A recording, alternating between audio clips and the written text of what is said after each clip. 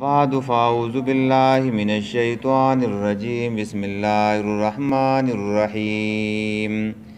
قولوا آمنا بالله وما أنزل إلينا وما أنزل إلى إبراهيم وإسماعيل وإسحاق ويعقوب والأسباط وما أوتي موسى وعيسى وما أوتي النبيون من ربهم لا نفرق بين أحد منهم ونحن له مسلمون فإن آمنوا بمثل ما آمنتم به فقد اهتدوا وإن تولوا فإنما هم في شقاق فسيكفيكهم الله وهو السميع العليم صبغة الله ومن أحسن من الله صبغة ونحن له عابدون. دا سورہ بقرہ دا آیات نمبر 136 137 138. د دې مقصد څه دی؟ تفسیر قرطبي وایو او د بخاری حدیث نقل کوي د دې په شان نزول کې چې نبی علیہ الصلوۃ والسلام ته صحابه کرام رااله او ورته ویل چې دا بنی اسرائیل مونږ ته تورات وایو او داغه په عربی کې راته ترجمه کوي ځکه او په سوریانه او په عبرانی زبان کې نو عرب خو پاغه باندې نه پویدله نو داغه ترجمه به ورته کوله. نو نبی علیہ الصلوۃ والسلام صحابه کرامو ته فرمایل چې لا تصدقوا ولا تکذبوا، چې نه به تورات تصدیق کوئ او نه به چې دنو تکذیب کوئ. دسی به نه وایي چې تورات ټول ټیک دی او دسی به هم نه وایي چې تورات ټول غلط دی، بلکې دسی به وایي چې قولوا آمنا بالله وما انزل الینا وما انزل الی ابراهیم. دسی به وایي. دویم په دې آیات کې د یو سوال جواب دی او هغه دا دی چې بنی اسرائیلو نبی علیہ السلام ته ویله چې تا وایې چې ته د موسی علیہ السلام او د عیسی علیہ السلام په دین باندې رد کې او ته وایې چې دا منسوخ شوی دی، نو مطلب یې دا دی چې ته موسی علیہ السلام او عیسی علیہ السلام نه منې. نو د هغې جواب دا دی چې وما اوتی موسی وعیسی وما اوتی النبیون. دا یې جواب دی په دې آیات کې پروت دی. او دریم د دې نه یوه بله خبره راوځي چې هغه دا ده چې د مؤمن په ذهن کې به وسعت پراخي به یو داسې به نه چې لکیر کې فقیر چې بس یوه طریقه ورته یاده ده او نورې طریقې چې دی نو هغه نه مني او که چا بله طریقه باندې بله طریقه چا اپناو کړو نو هغه به کافر وي. نه، د مؤمن په ذهن کې به وسعت او پراخي به یو او هغه وسعت او هغه پراخي دا ده چې مؤمنان ټول پیغمبران مني او یهودیان چې دی نو صرف موسی علیہ السلام مني او نور پیغمبران نه مني. عیسایان صرف عیسی علیہ السلام مني او نور پیغمبران چې دی نو هغه نه مني. نو مونږ خو ټول پیغمبران چې دی نو منو او دا دنیا دا خلق نه دی اوس دې زمانې دا سیکولر او لیبرل او دا یهودیان او عیسایان مؤمنانو ته وایو وایي د دوی دا دماغ ډېر کچه دي، د دوی سوچ ډېر وړوکی دی، د دوی دماغ ډېر واړه دي. وی دماغ ستا واړه دي، جواب ورته ورکوه. وی زموږ دماغ او مازغه پراخه دي، وسعت دی پکې په سوچ کې و فکر کې. ځکه چې ته یو پیغمبر منې او نور نه منې او مونږ چې دی نو ټول پیغمبران چې دی نو هغه منو. نو ذهن ستا کچه شو که د مؤمن مسلمان کچه شو؟ ذهن ستا ورکوټی شو که زما وړوکی شو؟ نو وسعت به د مؤمن په ذهن کې او پراخي به په دې کې. نو دې آیات دا مطلب دی خام او دا تفسیر ابن کثیر لیکي چې دا آیات به نبی علیہ السلام د سارو په سنتو کې ویلو د ساري په سنتو کې به دا آیات ویلو چې قولوا آمنا بالله وما انزل. او دویم بل نمبر به چې دنو د آل عمران آیات ویلو چې هغه دا دی چې 52 نمبر آیات دی. فلما احس عیسی منهم الکفر قال من انصار الی الله قال الحواریون نحن انصار الله آمنا بالله واشهد بأننا مسلمون. نو په دې کې د ایمان تجدید دی، ایمان نوې کول، ایمان تازه کول، هغه دا دی. او چې څوک هم ته یهودي یا عیسائی دا خبره کوي نو ته ورته دا آیات وایه چې قولوا آمنا، دا آیات ورته وایه. اوس یې ترجمې ته غوږ کېدی. او دا خطاب للمؤمنین دی، مؤمنانو ته دی چې تاسو داسې وایئ. قولوا آمنا، وایئ چې موږ ایمان راوړی دی بالله په الله باندې، وما او په هغه څه باندې انزله چې نازل شوي دي الینا موږ ته من القرآن. زموږ په الله ایمان دی او په هغه څه چې نازل شوي دي موږ ته، یعنې قرآن، په هغې باندې ایمان دی. وما او په هغه څه باندې انزله چې نازل شوي دي الا ابراهیم، ابراهیم علیه السلام ته، و اسماعیل او اسماعیل علیه السلام، و اسحاق او په اسحاق علیه السلام باندې، و یعقوب او په یعقوب علیه السلام باندې، والاسباط او په اولاد د هغوی. تفسیر جلالین لیکي چې الی ابراهیم من الصحف العشر، چې ابراهیم علیه السلام او د دیو په اولاد باندې 10 صحیفې چې دی نو هغه نازل شوي وي، نو هغه وحي و، نو هغې باندې زموږ ایمان دی. والاسباط معنا و اولاده، د یعقوب علیه السلام اولاد اسباط دی، او اسباط ویل کېږي قبیلې ته. او د دې یعقوب علیه السلام د دې بچو نه ډېر قبیلې چې دی نو او ډېر خلک چې دی نو هغه پکې خواره شو، او چې کم پکې نیکوکار و نو هغوی ته پکې الله تعالی چې دی نو رسالت او پیغمبري م ورکړله. دا 12 زامنو د یعقوب علیه السلام مخکې موږ د هغوی نومونه ویلو. دا 12 کسانو، او دو چې مصر ته داخلېدله نو دا 80 کسانو. دا ټول یعقوب علیه السلام دا کورنۍ و، او دا بچی چې جدا تلو نو دا 12 کسان تلو. او بیا چې د مصر نه راوځي نو دا 6 لکه خلک و. الله یې پکې دا برکت داسې چلولی و، په اولاد کې الله تعالی برکت اچولی و، ډېرې خواره کړله او ډېرې 12 قبیلې چې دی نو د هغې نه جوړې شوې. نو په هغې کې پیغمبران راغلو نو هغوی ته هم څه صحیفې چې دی نو ملاو وې. وما او هغه څه اوتیه چې ورکړی شو موسی علیه السلام ته من التورات، موسی علیه السلام ته تورات ورکړی شو. و عیسی او عیسی علیه السلام ته من الانجیل، د انجیل نه. په هغې باندې زموږ ایمان دی چې دا حق کتابونه وحي و د الله له طرف نه.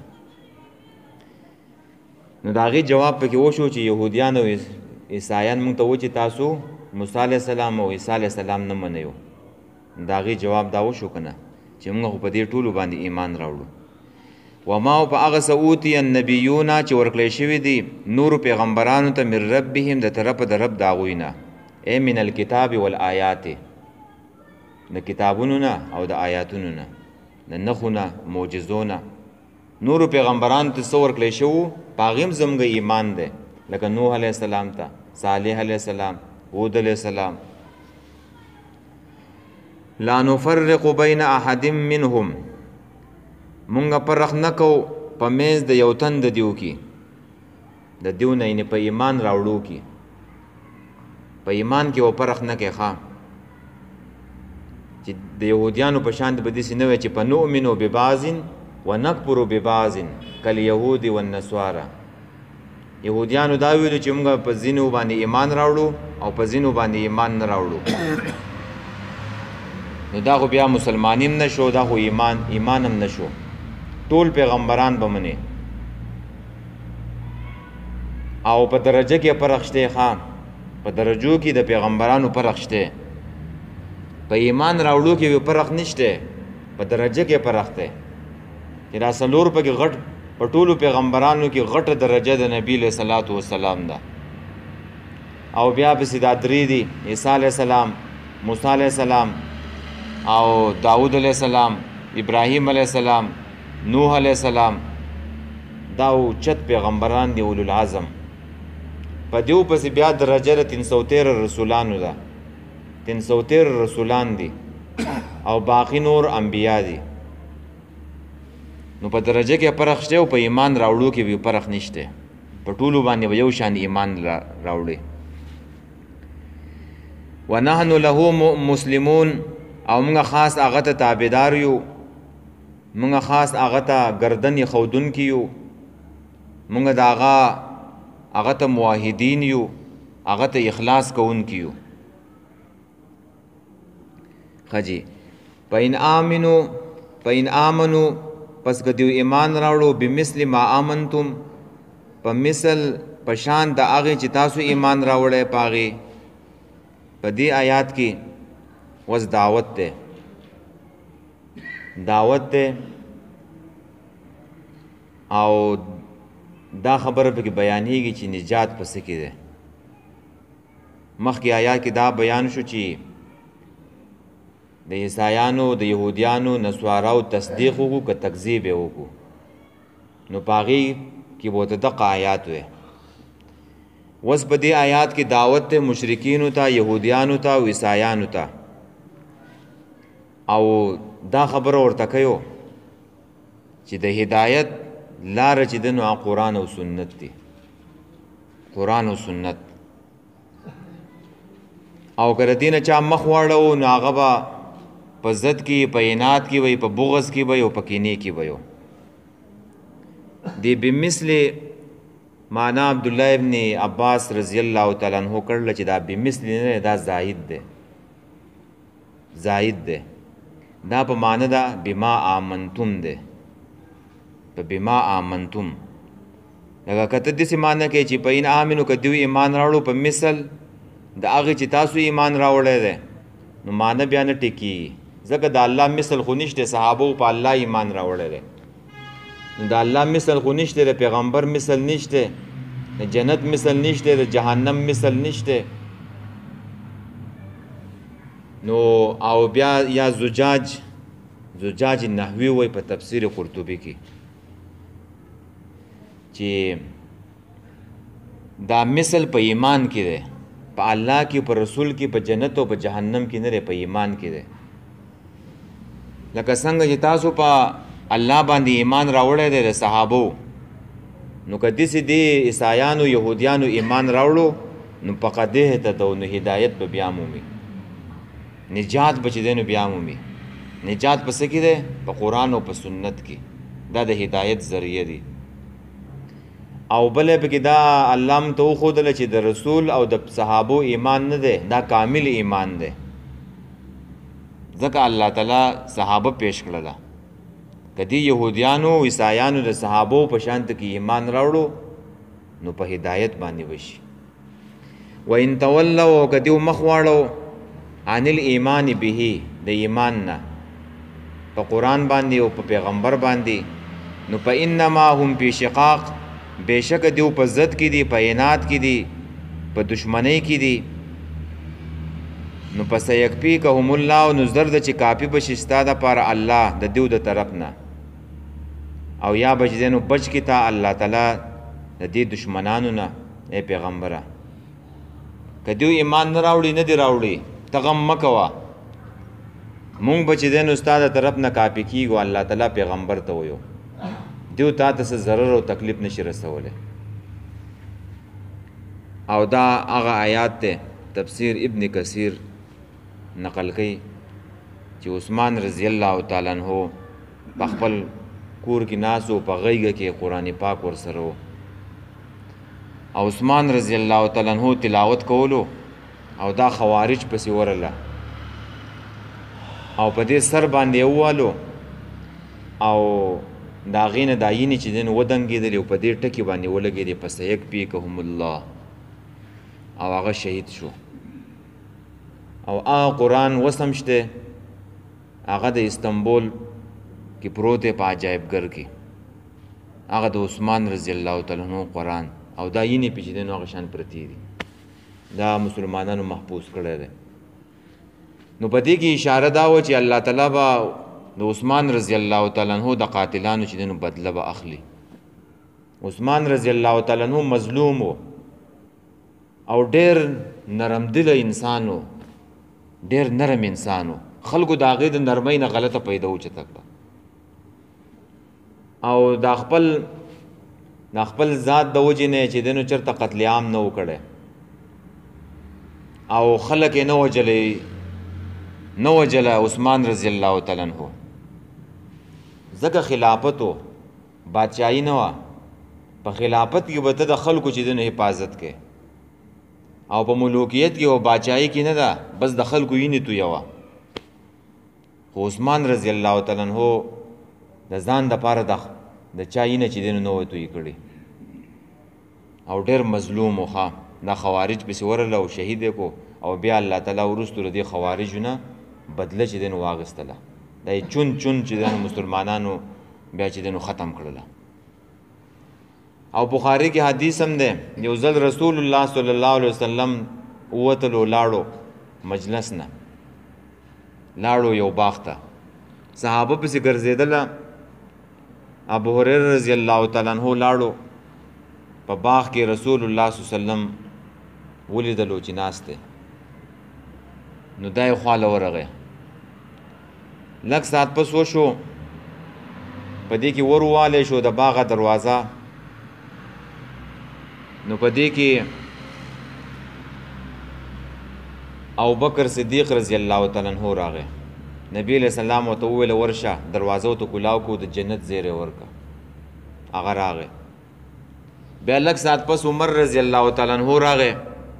نبی علیہ السلام ابو هریره ته وویل ورشه دروازه ته کلاو کو د جنت زیری ورکه بیا په دې کې دروازه ووالی شو عثمان رضی الله تعالی عنہ راغی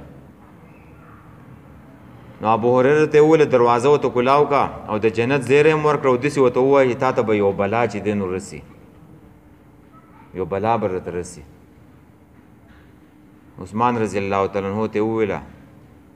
نو هغه د جنت په زیر خوشحاله شو او د دې بلا په باره کې وویله چې د الله نه به چې دی نو مدد غواړو په دې کې نو دا د مسلمانانو دریم خلیفه و نو دا په دې ټکي پسې ما وویله چې الله به ستا د طرف نه چې دی نو کافي شي او د دې ټکي که نورې پیدې لټې نو بیا محمد برخان سره میلاو شي هغه به راته نورې وښیو دا پیر دی دا صحیح پیر دی ګوره نورې تجربات چې دی نو هغه چا پې کړلي په دې ټکي باندې څه دپاره ویل پکار نو هغه به راته بیا هغه در وښیو دې دم درود له چې دی نو ورځئ محمد برخان له دا څوک به چا پیریان راځي یا په چا باندې چل کېږي نو هغه به د علاج کوي دا صحیح پیر دی نو اعمال قرآني کې ما دا لیدلو پس یک پی کهم الله چې څوک د یو جج خواله او د چا خواله ورځي اشرف علي تانوي لیکلی که نه یا غټ سړی د هغې خواله ورځي و چې زما دا کار دی چې دی نو وشي نو هغه دی وایي دا ټکی وایي پس یک پی کهم الله نو الله تعالی به دا کار چې دی نو کوي قرآن و حدیث کې نشته واسې یو عالم دی چې دی نو هغې لیکلی ښه جي نو الله تعالی به ستا د طرف نه کافي شي ای محمد د دیو د دې شقاق نه او د دیو د دې دشمنۍ او د ضد نه وهو السمیع العلیم او دا الله تعالی چې دی نو اورېدونکی دی او علیم په هر څه باندې پوهی دی لاحوالهم باقوالهم و باحوالهم د دیو په څه چې وایي په هغې باندې الله تعالی پوهی دی او دیو چې څه کوي نو الله تعالی د هغې نه چې دی نو خبر دی صبغة الله رنگ د الله اختیار کوي ومن احسن من الله یو څوک ډېر ښایسته دی د الله نه په رنګ کې ونحن له عابدون او موږ خاص الله ته د الله دپاره بندګي کوونکي یو د دې آیات څه مقصد دی په دې آیات کې الله تعالی د یو باطل او د غلط رسم رد کوي یو باطل او غلط رسم چې دی نو د هغې رد کوي او هغه امام قرطبي ذکر کړی دی چې هغه داسې و چې په عیسایانو کې به څوک پیدا شو ماشوم و نو هغه په اومه ورځ باندې یو ډن به جوړ کړی و په هغې کې به یې رنګ اچولی و رنګ و نو په اومه ورځ باندې په هغه ډنګ کې چې دی نو ښکته کو او بیا به یې د هغې نه راوچت کو دا به یې وویل چې دا اوس عیسایي شو عیسایي شو او اوس هم چې دی نو دا عیسایان چې دی نو هغه کوي هغې ته بتمسمه وایي بتمسمه چې ماشوم پیدا شي په هغه زیړ رنګ یې په هغې کې چې دی نو ښکته کي بیا یې راپورته کړي وایي دا چې دی نو عیسایي شو نو الله تعالی په دې باندې چې دی نو رد کوي او څنګه چې د دې رنګ چې دی نو یو اثر یي لکه په انسان په دې جامو باندې وشي د هغې اثر یي نو الله تعالی رد کوي چې تاسو یې مؤمنانو په ځان باندې د الله د دین چې دی نو رنګ چړاو کوي چې په تاسو باندې د الله تعالی د بندګۍ او د دین چې دی نو هغه رنګ وي ګور دغه عیسایي نه دی دغه په ظاهري رنګ کې ښکته کي د اوبو کې ښکته کو راوچته کو په دې کې خو څه ښایسته صفات پیدا نه شو چې د دې عقیده جوړه شي ښایسته د دې اخلاق جوړ شي د دې پاکي وشي په دغه کې خو چې دی نو هېڅ ښایسته صفات نه پیدا کېږي او د الله د بندګۍ دا رنګ نه دی څوک ایمان راوړي او د الله دین اختیار کړي او د الله بندګي وکړي نو په هغې یو ښایسته صفات پیدا کېږي ښایسته اخلاق پکې پیدا کېږي عقیده ښایسته کېږي عمل ښایسته کېږي ګوره ته یو انسان ته داسې ووایه که نه وایي ستا نه په آخرت کې تپوس کېږي نو په دې انسان کې څومره دننه عمل بدلیږي څومره ښایسته اخلاق پکې پیدا کېږي چې زه په آخرت کې جوابده یم زما نه به الله تپوس کوي او هغه هسې ظاهري رنګ هغوی چړاوي نو د هغې خو څه ښایسته صفات نه پیدا کېږي زیات نه زیات به یا چې کله چېرته کیمره لګېدلي د هغې مخې ته به لږ په اخلاقو کې یا چېرته پولیس نو غلط کار به نه کوي خو چې پولیس درې که او کیمره درې که نو دا به بیا څوک راټینګ کړي دا دومره مسلمانان چې راټینګ دي دا د الله یره ده د الله خوف دی د آخرت جوابدهي ده دلته څه قانون نشته او نو ته کیمره لګېدله دا ښایسته صفات چې په دې مسلمان کې پیدا شوي دي دا د ایمان او د عقیدې د وجې نه چې دا رنګ مسلمان په ځان باندې چړاو کړی دی د الله تعالی د بندګۍ رنګ ښه جي نو صبغت الله چې رنګ د الله اختیار کوي ځان رنګ کوي په رنګ د الله ومن احسن او څوک ډېر ښایسته دی من الله د الله نه صبغتن په رنګ کې ونحن له عابدون او موږ خاص الله ته بندگی کوونکي یو موږ خاص د الله بندگی کوونکي یو یعنې په موږ باندې د الله تعالی د هغه بندګۍ چې دی نو هغه رنګ دی اثر دی په دلته لیکلي په تفسیر کې چې الله په دیو باندې رد کوي چې ستاسو په دې عمل کې هیڅ معنی نشته د الله په نسبت باندې د دې رنګ لګولو هیڅ حیثیت نشته اصل رنګ خو د الله رنګ دی چې هغه معنوي رنګ دی او هغه د دین اسلام رنګ دی څوک چې په اسلام کې داخل شي هغه ښایسته شي عقیده په الله باندې برابر شي بد صفات لرې شي لکه قوت غضبي قوت شهواني ولا برابر کی اخلاق برابر شي بیا ورته عبادت او خودلی شي پاغي باندې انسان کې معنوي قسم ډول او خایس چې دنو پیدا کیږي اگر چې دا ډول ظاهري د جامو د رنگونو د عطرونو نه حاصلېږي او بیا په انسان کې خشوع عاجزي په مخ کې رڼا الله ته رکوع او سجده لګول ان دا پکې چې دنو حاصلېږي او تاسو په دې ظاهري رنگ سره په بنده کې څه صفات خو نه پیدا کیږي لکه مثال دې سې دی لکه غوښانو لچ وي د سرو اوبو ورکې نو هغه څه په دې باندې ښایسته کېږي نه خو هغه ګندګي ده نو د الله د بندګۍ رنګ نه دی دا په ځان باندې چړاو حل پکار دی ښه جي بیا ورته ګورئ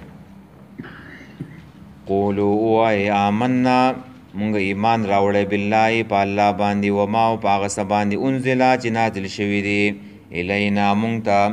وما او په هغه څه انزله چې نازل شوي دي الی ابراهیم علیه السلام ته و اسماعیل او اسماعیل علیه السلام و اسحاق او اسحاق علیه السلام و یعقوب او یعقوب علیه السلام والاسباط او اولاد د دیو ته وما او هغه څه اوتیا چې ورکړی شوي دي موسی علیه السلام ته یعنې تورات و عیسی و عیسی علیه السلام ته انجیل وما او هغه څه اوتیا چې ورکړی شوي دي النبیون نورو پیغمبرانو ته من ربهم د طرفه د رب د هغوی نه لا نفرقو مونږ جداوالی او فرق نه کوو بین احد منهم په منځ د یو تن د دیو کې په ایمان راوړو کې ونحن له مسلمون او مونږ خاص د دې الله ته تابعدار یو فإن آمنو پس که دیو ایمان راوړو بمثل ما آمنتم پشان د هغې چې تاسو ایمان راوړی دی بهې په هغې فقد اهتدوا نو یقینا دیو به په هدایت شي وإن تولوا که دیو مخ واړو د ایمان نه فإنما هم فی شقاق یقینا دیو په سخت اختلاف کې دی په ضد کې دیو په عناد کې دی پس یکفیکهم الله نو زر د چې کافي بشي ستا دپاره الله د طرفه د دیونه د دې دشمنانو نه وهو السمیع العلیم او دغه الله اورېدونکی دی ستاسو خبرو له او ستاسو احوالو له العلیم او په هر څه باندې پوهې دی صبغت الله ځان رنګ کوي په رنګ د الله ومن احسن او څوک ډېر ښایسته دی من الله د الله نه صبغتن په رنګ کې ونحن له عابدون او مو خاص دغه الله بندګي کوونکي یو